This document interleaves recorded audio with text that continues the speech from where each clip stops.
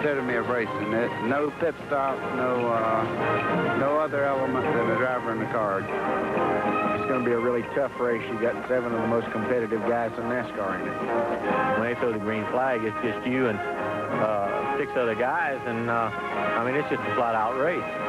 Everybody's going to be trying to outsmart the other guy and do all they can to win.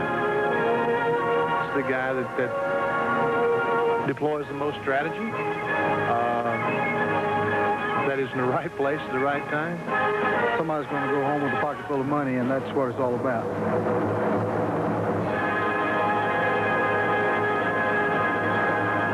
Stand by for Motor Racing's 1981 version of the Magnificent Seven. This special edition of the CBS Sports Spectacular is sponsored by Anheuser. Brown, you like it that way. And a good afternoon from the World Center of Speed, the Daytona International Speedway. Welcome to this special Sunday edition of the CBS Sports Spectacular, where you'll be seeing live the richest race per mile, the fastest race in motorsports, the Clash for 1981. 7 competitors who won their right to be here by taking a pole position in one of those 31 races on the $6 million NASCAR Grand National Tour get together for just 20 laps, 50 miles. In the last 2 years, the speeds have been well over 190 miles per hour. They'll decide $159,000 plus in approximately 15 minutes. And if you don't think action can happen here, just 20 minutes ago on this speedway, take a look at what happened in the Automobile Racing Club of America's 200-mile event. Going into turn number 1, lap number 2, car number 75, Bob Chuck, Lombard, Illinois, and number 76, Bob Dotter. Dotter's car had started to lose its engine, and it's tagged by the shot car. They both cross the track, head on into the wall, then ricochet and teeter back into traffic. Number 75 sliding down the track, Bob Chet. Number 7, Bob Dotter Jr.'s car is in trouble here. And then car number 82 from Spartanburg, South Carolina, Johnny Halford, careens into the side of the automobile. In all, 6 cars were demolished, totally destroyed. The latest report we have is that 2 drivers have been taken to the Halifax hospital. All drivers are conscious, and we'll try to update you on this story as the afternoon progresses. This race, this Clash, as we mentioned earlier, is the one that pits the very fastest cars from last year together for one event. Take a look at 1979 here in the Clash. Coming down for the finale, it was a battle between Darrell Waltrip, Buddy Baker, at better than 190 miles per hour out of turn number 4. Down to the line. Waltrip tried to make one more move, is vetoed on the outside by Buddy Baker, and Baker wins the Clash. 1 year ago, Waltrip, with a lap to go, was in first. When he came to the line, he was in 5th. And the man who was in 2nd place, who was to become the Grand National Champion, youngest Grand National Champion in history, was flying on his way in the Austerland number 2 to winning the Busch Clash. And we're pleased to have him with us today for his commentary and thoughts. This is Dale Earnhardt, the Grand National Champion. And how about it, partner? What do you... Now, you did not qualify. You didn't win a pole last year, champ. How come? Well, it was more interested in winning the championship, I reckon. We tried, early in the season and even down to close to the end of the season, but it looked like we had a shot at the championship, so we really put it into that. Dale Earnhardt, the national champion, joining us in the booth today. The story of Speed Weeks 1981 is a story totally different than any in the history of Daytona. A complete new look. The cars are downsized. They're narrower. They're shorter. And Ned Jarrett earlier took a look at that story. Well, Ken, there's a new dimension this year in NASCAR racing. Because of the demand of the public for smaller cars, NASCAR had to follow suit. Here's the car that they've been using in the past. It's much wider across the front end. It's also higher off the ground. Now let's take a look at one of the new cars that they'll be racing in 1981. This car is lower. It also is narrower across the front. A tremendous amount of wind pressure goes on the front, which has a tendency, of course, to push down. But the real dramatic change is in the rear. The 80-81 cars are shorter, which makes a difference in how the air flows across them. You look at the old car, and it has a nice sloped rear window, which puts pressure on the spoiler as the air flows across it. But this car has a straight rear window, and some say that the air actually swirls as it comes across here, which would have a tendency to lift the car off the ground. And with the pressure that's being put on the front, that is causing problems, especially in the turns. They haven't had an opportunity to run these cars in a race yet, but the Clash, of course, will tell them a lot about how they will handle in traffic. But there's one car here that's different. Bobby Allison and his crew chief, Waddell Wilson, are going in a different direction. They're trying a 1981 Le Mans. They found a car that still has the sloped rear window. Maybe it'll put the kind of pressure here that they need as compared to the straight window that we looked at on the other cars that are in the field. All the other drivers are concerned about this car and what it might do in this race. We'll find out in a few minutes. David Hobbs has been talking with some of the drivers about their concerns for this preview to next week's 500. And let's go to David now, down on pit road. Well, 5 inches shorter and 4 inches narrower, two things in themselves guaranteed to make these cars more unstable. As Benny Parsons said, we don't know what to do to what or to whom, for that matter. Darrell Waltrip, when I asked him what he thought about the handling of these cars, was he said he couldn't think of anything more dangerous off the top of his head than maybe a drunk in a bar with a loaded Smith & Wesson. He also said it felt like driving a car with a flat tire, and nobody has tried any drafting yet. When I spoke to Buddy Baker and asked him what he said about the car, his comments were, and he said about the flat tire as well. And the real thing, the real key to this race is that none of these drivers have yet tried to draft in what they all say are very unstable cars. It's a windy day, it's a clean track. This could be an electrifying race. Don't go away. Ken?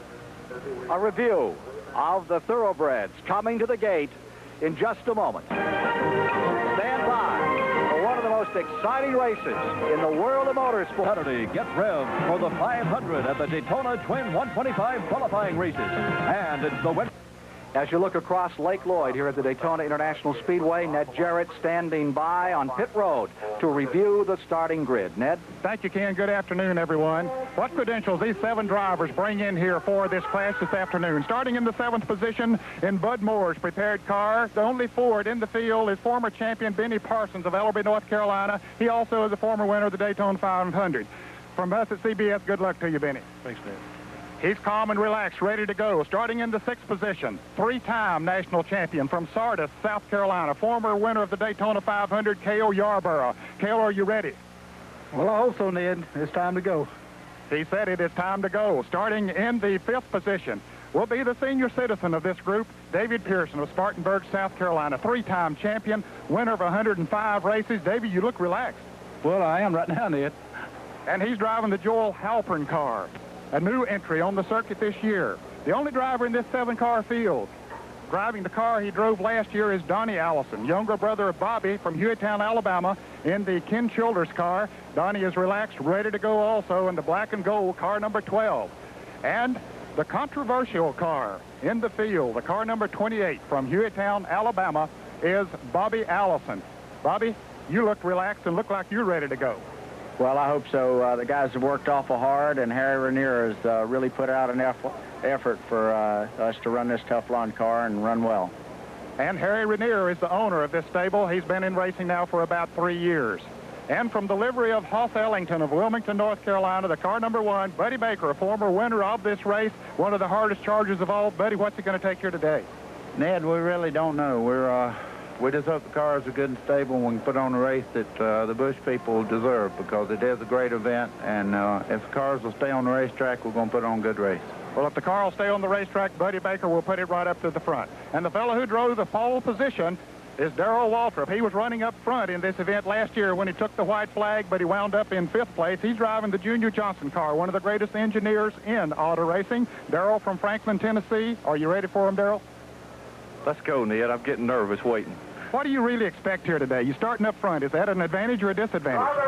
You never know. I hope it's an advantage for me. I need it. Good luck. Well, that tells the story, I think, Ken. Back to you now. We will continue with more live coverage of the Clash from the Daytona International Speedway after this word from your local stations.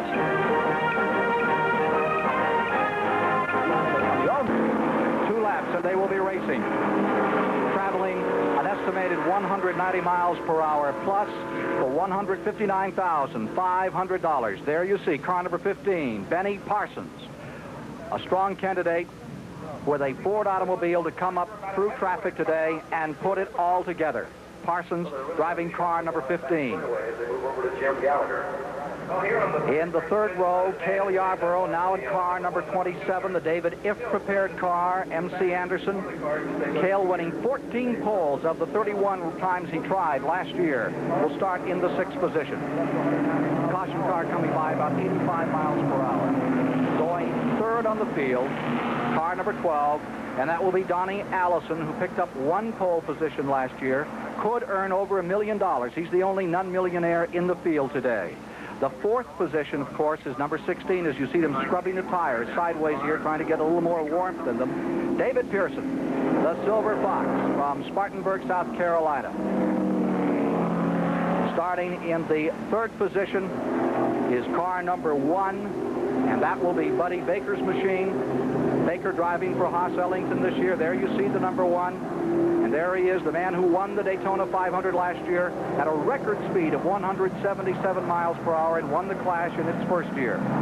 Then car number 28, Bobby Allison. He'll start outside of row number 1, the veteran who won here in the Daytona 500 back in 1976. And Darrell Waltrip, who has yet to win the 500, has run here twice in the Busch Clash and finished 2nd and 5th. The field organizes on the backstretch. How about it, Dale Earnhardt?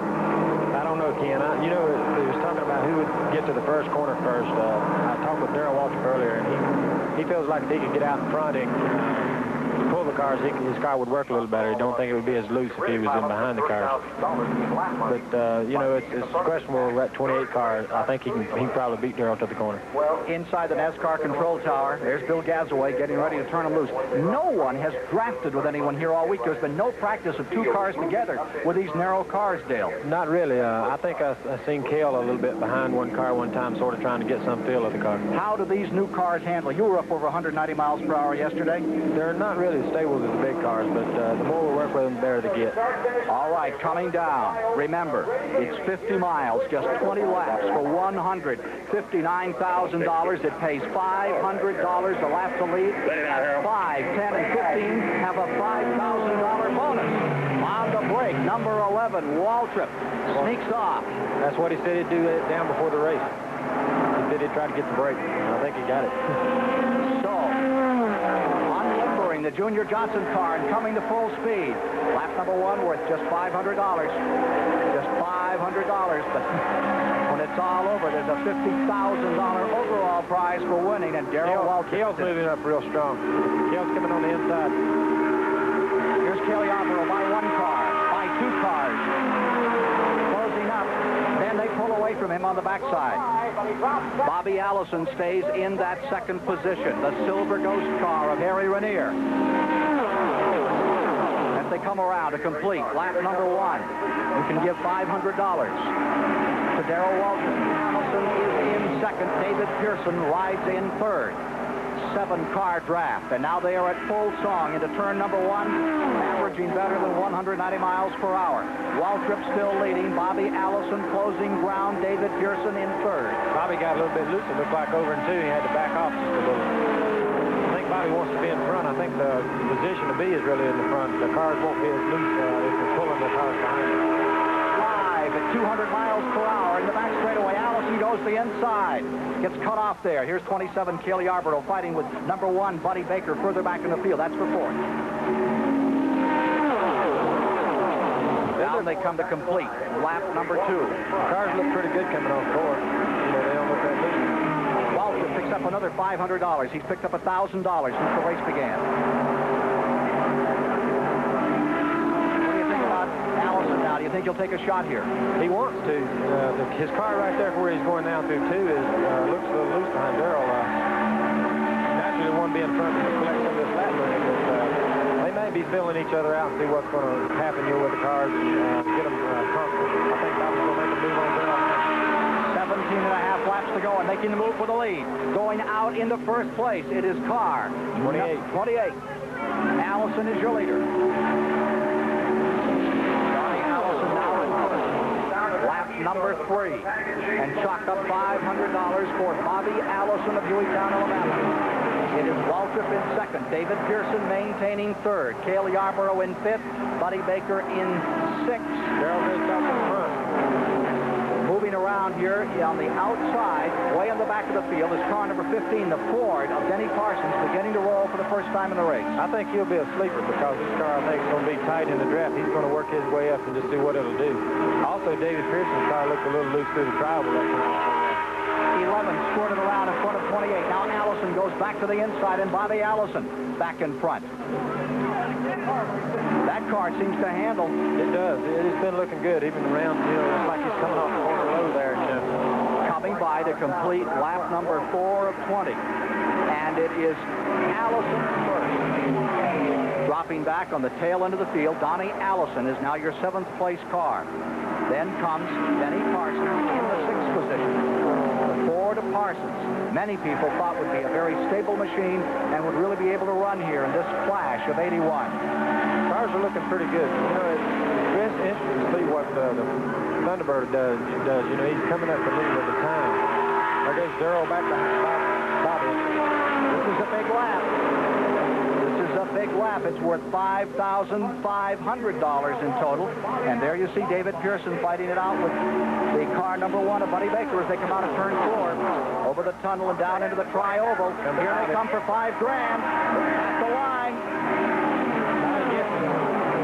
Bobby Allison picks up $5,500 right there as you're watching live the Clash. They got a chance to make more money than I did last year. It's not fair. Where do these cars get the most unstable around this racetrack, Dale? These cars feel a little off the tri-oval here, just right out of the tri-oval, and coming off the corners, you know, like 2 and 4. Bobby's moving around on the track quite a bit. It looks like he's trying to break the draft from Darrell, but he can't seem to do so. Bobby Allison with 498 Grand National starts, 61 career wins, won the first race of the year in Riverside, California on the NASCAR Grand National Tour, now in front. David's trying to make a move on Darrell now. David Pearson going into 2nd place.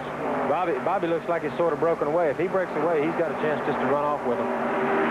Remember, this 20-lap race worth $159,500. We're into lap number 7 with $500. That looks bad. The 2 cars running side by side there is giving Bobby a chance to break away.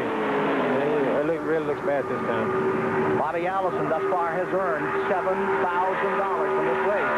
His son, Davey, is out here riding. There's the back of the pack. You see Pearson, number 16. 15 car coming on. But Bobby looks bad. It looks like he's already got a lead that it'll be hard to catch him. Controversial car, this one, the only Pontiac Le Mans here for the Daytona 500. Coming to the line, 15-car length advantage. Another $500. Okay, how do you feel about that car that's out in front, the Silver Ghost, for next week? I wish I had one of them. I think the rear wind of the cars makes it an advantage to run that type of car because of the drafting and the aerodynamics of the car. It gets better spoiler effect, and you know, the car just will be tighter in the draft and be tighter pulling the other cars, and it really shows it right now. Bobby's really working the track down low trying to break the draft, and he seems to have done so. And David and the rest of the guys can run a single file and catch up. Battle for 2nd place. There you see it. Waltrip still holding on to the position. You can see how unstable that 2nd car in that group, the David Pearson car, was as they flashed back to the line to complete lap number 8 of 20. The 3rd place car, Pearson. The 4th place car moving up is Benny Parsons. Benny's going to keep on moving up, I think. He's just going to bite his time. I don't think Benny can pull on the cars as fast as a Chevrolet or General Motors car could because of the front end of the Thunderbird, but he just keeps moving up in the draft and working with his car. Bobby Allison in the back straightaway, pulling to the advantage. It is still Waltrip in 2nd. Allison in 79 finished 5th in the Clash. Last year finished 4th. There goes David by Darrell. Pearson now into 2nd. And Darrell Waltrip, carrying a new livery on his car, drops to 3rd. Out of turn number 4 they come. Bobby's in the pit. Bobby's in the pit. Bobby Allison is hitting his automobile. He is out of the Clash. Something is wrong. Let's go to Ned Jarrett. And they say that one of the right side tires is going flat on the car. Very unusual to have to stop in a 20-lap race.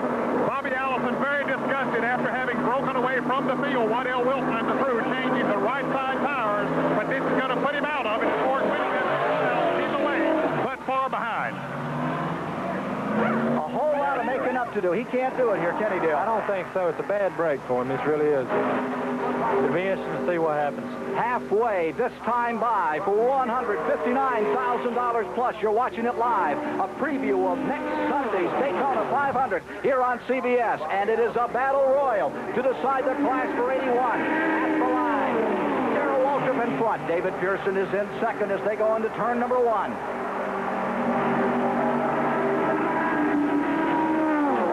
We have another car pulling on pit road. Johnny Allison. Number 12, the Kenny Childers car, is coming down on the pit road now, and that'll tell the story on Donnie Allison for this race.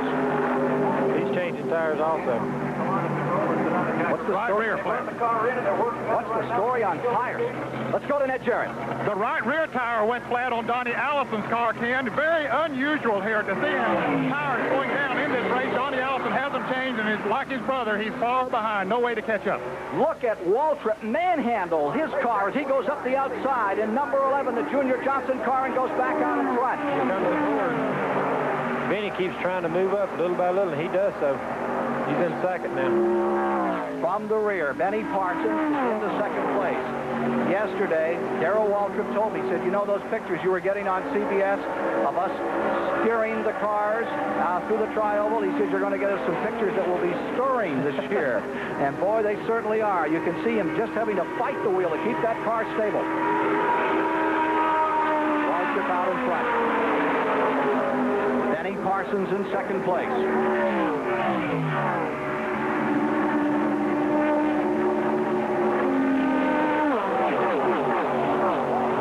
Down they come to complete lap number 12. Leader, Darrell Waltrip, Benny Parsons in second, David Pearson in third, Buddy Baker is in fourth, Cale Yarborough is in fifth. The cars that are running together look like they're sticking pretty good through the tri-oval now. Maybe they've settled down a little bit. You want to make a prediction here? Not really. Dale Earnhardt with us today. You'll see him, the national champion, next Sunday here, fighting it out with 40 others to win the greatest stock car race in the world, the Daytona 500. Back straightaway at 190 plus miles an hour. It is still Waltrip with the advantage. The first time these cars, these new cars, have run in a draft. Benny doesn't seem to want to draft up close to Darrell. Waltrip has earned $7,500. Now he's earned $8,000 as he leads that lap. Waltrip, who has had bad luck in the two previous Busch Clashes, has the advantage. Benny Parsons finished 4th and 6th in the two previous Clashes, maintaining second spot. Why is that Ford such a good car this year, Dale? Well, the car is better. The back end of it is better to draft with, too. Just like the 28 car, it's got a straight back draft more than what the Buicks or Pontiacs or Oldsmobiles have. And they seem to draft better. And he's doing so now. He can't run as fast, I don't think, out front as Darrell can because of the front end of the car. Let's go to Ned Jarrett. Ken, we've checked with the pit crews of both of the Allison brothers who had to come in for a change of tires, and they say that they picked up some debris on the racetrack that caused the tires to be cut and, of course, to go flat. So very unusual, as we pointed out earlier here, and certainly a tough break for the Allison brothers. We've had two shunts in the ARCA race. The latest report is that two of those drivers that we showed you earlier, Johnny Halford of Spartanburg, South Carolina, and the driver of number 75, Shat, have been taken to the hospital. Shat with a broken wrist and Halford with a possible neck injury, but both are conscious from that terrible crash in the ARCA 200 moments before we came on the air. 5 laps to go this time by. 5 to go. Coming around. This lap is worth $5,000 as they come to the line. Will Darrell Waltrip stay in that front running position? He picks up $5,000. Benny's car looks a little unstable when they all three the cars group up like they are. Any idea what the 28 car is running lap times? Is he running as fast or faster than the cars in the race? The leader. Can't tell you that right now. We'll put a clock on him this time by. Meanwhile, back straightaway. front 5 all locked together. $50,000 for first prize in this race. And Parsons begins to nip away at Darrell Waltrip. He hasn't tried drafting by him. It's interesting to see what he's going to do. Is he going to just stick there or what? His car seems to be working down before, and David Pearson seems to be working up on him at times. He loses back off the draft coming off 4. Darrell Waltrip, winner of 27 Grand National races, trying to fend off Benny Parsons, who won the World 600 at Charlotte and the LA Times 500 last race of the year to finish the 80 campaign, now in second spot. The third position is still David Pearson. 527 career starts for Pearson, 105 wins, a former winner here at Daytona. And then comes Baker, the man who won it all in the fastest 500 in history a year ago. He runs in 4th. Out back, Cale Yarborough, twice a winner of the Daytona 500. Back they are on the 31-degree banking of the east turn. Off they come out of turn number 4. The cars get on the loosest edge, the most perilous moments. They're in turn 4. And here you see them fighting their way back to the line. Still, Waltrip in front. Can Waltrip hold on? Can he maintain, stabilize this lead, and win his first Clash? Well, it's interesting to see, doesn't it? Because he seems to pull away from Benny Parsons when he comes off 4. So Darrell may have the edge right there. This car runs straighter off of 4 than the rest of them. Waltrip has now earned $15,000 thus far since this race began. Moving in from car number 15, Benny Parsons is ready to challenge. Into the banking, going low, is David Pearson in the 3rd position. Laps running out. They're coming by to complete the 18th. There will be 2 laps to go. 5 miles left. At the line. Waltrip is in front. Parsons went high. Now he sinks his teeth in on the inside. Parsons is sneaking up there. He looks like he's going to be there for a shot at it. Looks like it'll be a slingshot to decide it, Dale. It does. They seem to have broken away from the other 3 cars. They've got quite a bit of space in between them, say 10 or 15 car lengths. Pearson is in 3rd. Baker is in 4th, deployed in 5th. Cale Yarborough. Baker now makes a stab at 3rd position. Baker's going for the bucks. He wants to be up there with the rest of the guys. Baker into 3rd. A $5,000 bonus for leading the most laps, and that $5,000 belongs to Darrell Waltrip. What a great start to Speed Weeks for Waltrip. A $5,000 bonus. And his earnings now stand in this race at $16,500 plus the $5,000 bonus, kicking him up to about $21,000. Riding the pyramid, Waltrip, and will he win it all? Benny Parsons, the 1975 Daytona 500-mile champion. One of the most likable people in motorsports. Hangs on the rear bumper. They go to turn 3. Benny couldn't make his move down the backstretch. I would have thought he'd made it there. Waltrip getting very high in 3 and 4. He's above that last white line. You don't like the line of all the cars have been running up there. All of them. Back they come. I don't think Benny can do it. Waltrip's going to win it. Waltrip wins. Checkered flag is down, and the winner of the Clash, taking the checkered flag, Darrell Waltrip, is the 3rd different man to pull it off. Darrell Waltrip has done it. He has won in about 15 minutes. Better than $50,000. We'll have the totals in a moment and an interview with the winner. Car race them all. The Daytona 500 live on CBS Sports Sunday, February the 15th. Don't you miss it. Next Sunday, Darrell Waltrip and all the top NASCAR drivers at the Daytona 500 on CBS Sports. Darrell Waltrip has won $71,500 in the Clash today. The time trials were rained out, and the time trials for pole position will be held tomorrow here at the Daytona Speedway. Here's Waltrip pulling in. Tim Brewer, the crew chief, Junior Johnson and company waiting on the car to take it to victory lane where Ned Jarrett is standing by. A dramatic start to Speed Weeks for this year. Car number 11. A Buick Regal, driven by Darrell Waltrip of Franklin, Tennessee, has won the Clash. Finishing in second and picking up $18,000 was Benny Parsons. Finishing third, winning $14,000, Buddy Baker. In fifth position was David Pearson. The Automobile Racing Club of America 200-mile event has yet to be completed. They were into that race about 10 laps. That race was pulled off and will be completed later today. And as we mentioned, pole position qualifying will be tomorrow. It rained all morning here at Daytona. Finishing in the fifth position was Cale Yarborough. In sixth, Bobby Allison. And seventh was Donnie Allison. The speed was the slowest of the Clashes thus far. They only went 189 miles an hour, Dale. Not fast enough. You know, I expected the speeds to slow down, though, because of the little cars, and I think the longer they ran, the cars got a little looser and looser, and that's why I was looking for the Thunderbird to come on at the end of the race, but Darrell held him off. You know, Darrell's car looked pretty good the whole race. Let's go to victory lane with Ned Jarrett.